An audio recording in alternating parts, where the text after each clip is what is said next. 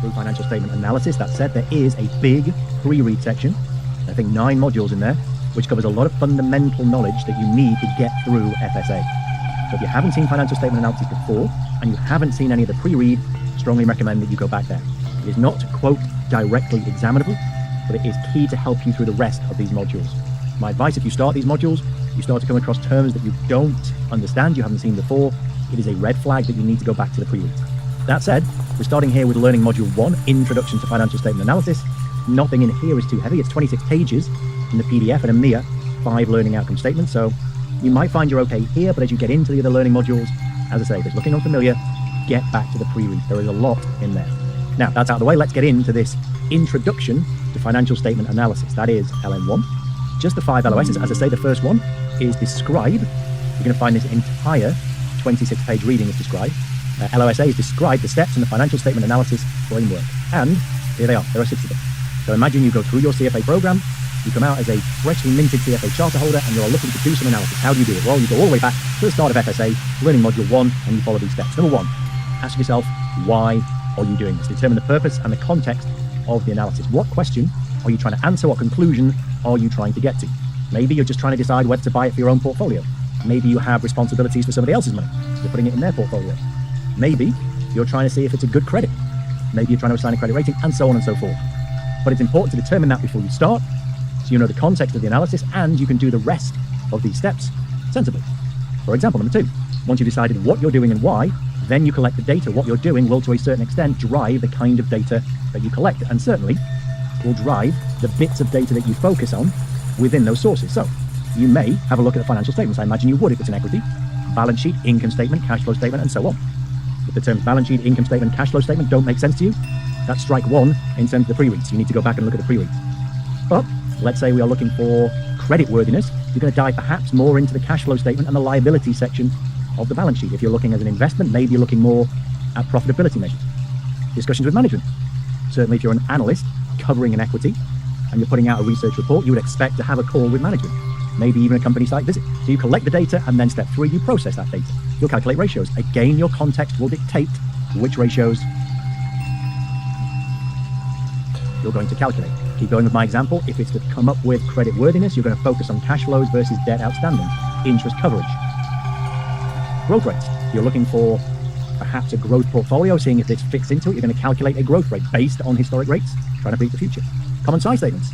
Again, good flag that you need to look at the pre-reads if common size statements don't make sense to you. That's taking away the difference in size between entities and calculating ratios that are more comparable. And you'll use a whole host of statistical tools. We'll get into that a lot more in quant.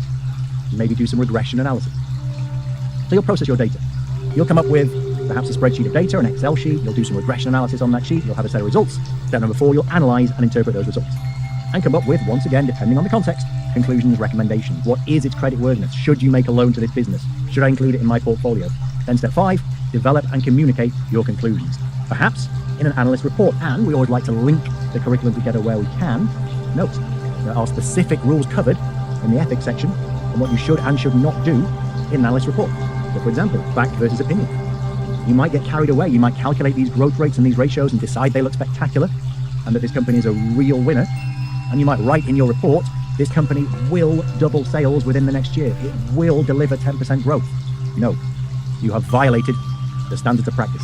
You cannot state those things as fact. What we're doing, and we'll see a little bit of this in the next LOS, we are looking at historic information to try and make predictions, forecasts about the future. Those forecasts are your opinions. They cannot be stated as facts. You've got to be careful, and you've got to make sure you follow up, particularly again if it's an analyst report. If you have put out there, and you can put out an opinion that says, buy, hold, sell, that's your opinion. You can't say it will go up in value, but you can say, I anticipate, I would expect 20% growth, hence I recommend a buy. But that's right now. As you roll forward and events happen, life happens, the markets happen, and macro variables change, you must keep on top of this recommendation. In case your client happens to pick up this report again, open it on the website, see the buy in 8 months' time, they know it's a buy and buy it. By which time, this company may completely collapse. So you must follow up, make sure all of your assumptions, all your predictions, you still stand by. They are still relevant. On to B. We have described the roles.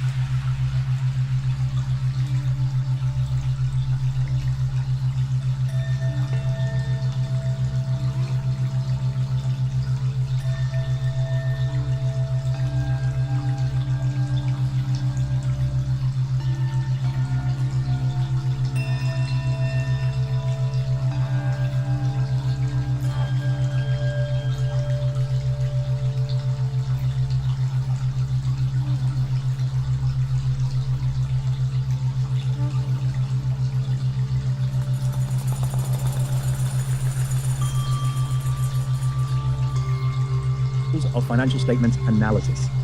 Not much to this one. And it's broken down pretty well on this slide, even if I do say so myself. I describe the roles. Well, the roles to evaluate performance and position. Once again, we can tie that to some fundamental pre-read information on financial statement analysis. Performance, income statement, position, balance sheet. To evaluate where we're at, the position, the balance sheet will show you. What's your liquidity? What's your solvency? Are you well positioned for the future? Do you have flexibility to take advantage of opportunities? And from the income statement, your performance. Are we delivering growth? Are we delivering profits? What are you going to look at to try and find out all of that? Well, obviously, financial statements are crucial. You will look at past performance. Maybe you'll go back and look at 5 years history to try and get an average growth rate. You look at where we are right now. What did we deliver last year? What does the balance sheet look like today? All with the aim of offering an opinion, as we said in the last LOS, of what's going to happen in the future. Can we use the past and the current information that we've got to form an opinion about the future? We know the past is not prologue. We know it might change, but we do our best to make an informed forecast. Why? Because we want to make economic decisions. Reading gives us 3: investment decisions, credit decisions, and other. So, as I mentioned in the last LOS, you might be looking to put this investment into your portfolio. It might be an equity. You might be making a recommendation, coming up with a valuation. You might be looking at venture capital, private equity firms making an investment in the entire firm. Could be from a credit point of view, deciding on whether you're going to extend credit. You might be coming up with a debt rating, as we said, or a host of other reasons. You might not be an analyst. This financial statement analysis might be happening internally. It might be management looking at operating decisions, in which case they probably got management accounts. I say probably, they better have management accounts, much more detailed information than we'd have as an external analyst. But that's it. That's the role of financial statement analysis. Use this information to make economic decisions across a range of different disciplines. Now, not a thrill ride of an LOS, that, not much in it. So let's just pick up a little example and just kind of give it a little bit of context. We have here, panel A on the left, an excerpt from C Limited's, that's SE earnings release. Why we're looking at this? Well, I think it's quite a neat little point the readings make just to make this jump to life in front of your eyes. Let's have a look. Second quarter 2022 highlights. Total GAAP revenue. Then a little flag that you need to go and look at the pre-reads if you don't know what GAAP is. 2.9 billion, up 29% year on year. And the point really this little extract is making, is that good? Are we pleased with that or not? Total gross profit, 1.1 billion, up 17.1% year on year. Again, is that good? Total net income, or loss, as it turns out, loss, $931.2 million compared to $433 for the second quarter of 2021. Total net loss, excluding share-based compensation, impairment of goodwill, $569, and so on. We've got adjusted EBITDA, again, a term you'll see in the pre-read. The e-commerce segment. Right, we'll talk segmental information shortly. GAAP revenue, 1.7 billion, up 51.4%. Nice. Based on current assumptions, GAAP revenue and so on, total orders. Okay, gross margin for e-commerce improved quarter on quarter, faster growth, transaction-based, etc. Okay. A lot of information there. Do we like it? And to make sense of it and decide whether we like it, let's move to panel B and look at how it was reported. What do we say? Singapore-based C Limited reported second quarter results early Tuesday that missed on revenue. And that's really just the point we're making in this little read, or this little example, I should say. It missed on revenue. The news is reporting this in relation to analyst expectations. It missed on revenue, but it beat on earnings. What did the market think of that missed on revenue and beat on earnings? Well, we can see what happened. The stock plunged 14.3%. But, this is a little bit of an aside, this last little bit down here, e-commerce full year guidance. Their efforts to adapt to increasing macro uncertainties, or adapt to increasing macro uncertainties, proactively shifting our strategies to further focus on efficiency and optimization. Okay, given this strategic shift, we will be suspending e-commerce GAAP revenue guidance. So information we put out to help analysts to tell you what we expect is going to happen in the future will cease. The market did not take that well. In fact, shares plunged as we see 14.3%. So, a little bit of an out-of-date example. It's back in 2022. And I would encourage you to go and Google. I don't want to spoil the surprise for you, but go and see if SE on the New York Stock Exchange is indeed still trading, if its shares did indeed recover from this knock. But the point is, we are reporting the news in relation to analyst expectations. So that's one big use of financial statement analysis. Okay, let's move on. Next up is LOSC. It's describe again. They're all describe. Describe the importance of regulatory filings, financial statement notes and supplementary information, management commentary, and audit report. So we're just going to have to hit each of these in turn. In terms of the exam, let's not get bogged down in spending valuable financial statement analysis time learning, names of forms and what percentage of the world are members of IOSCO. It's 95% of the capital markets. But things like that, it's not really analysis, is it? That's not what we're trying to focus on. If you think of the LOS, describe the importance of. We want to know why these things are important. So that's what we need to take away. Let's have a look. First of all, regulatory filings. It makes sense to go back and say who is regulating. It's not just Warren G. It's organizations like IOSCO, the International Organization of Securities Commissions. Looking a little bit lazy, not writing that down. But again, it's not the kind of exam that's going to ask you, what does IOSCO stand for? But the name does help you understand what they're doing. International organization, as I say, it covers over 95% of capital markets, which obviously gives us a little bit of consistency, harmonization. IOSCO has 3 primary objectives: to protect investors, to ensure the markets are fair, efficient, and transparent, and to reduce systemic risk. Now, I presume if you're going through the CFA Level 1 program at the minute, you were alive and sentient back in 2008, so you know all about systemic risk. Principles. How does it achieve these 3 main objectives? Well, there's a whole host of different principles, 10 categories to look at: regulators, auditing, issuers, and so on. All this reading has done is pick out for us 2 principles